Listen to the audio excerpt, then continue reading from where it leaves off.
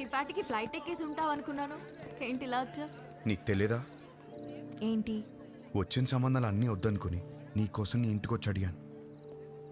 నా ఫ్యామిలీ నేను కరెక్ట్ కాదంటున్నారు. నా ఫ్రెండ్స్ ఏమో నేను కన్ఫ్యూజ్గా ఉన్నానంటున్నారు. నువ్వేమో అనుకుంటున్నావు, అది నాకు ఇంపార్టెంట్. కొత్తగా అనుకోవడానికి ఏముంది డార్లింగ్? నిన్నిప్పుడు కాదు, నువ్వు ఇండియా రాకముందే నిన్ను రిజెక్ట్ చేశా. యుఎస్లో జాబ్ చేస్తున్నాడు, మంచి ఫ్యామిలీ అన్నీ ఉన్నాయి. 20 రోజులు లీవ్ దొరికిందంట. పెళ్లి కోసమే వస్తున్నాడు. నువ్వు ఓకే అను, వెంటనే పెళ్లి. ఏమంటావు?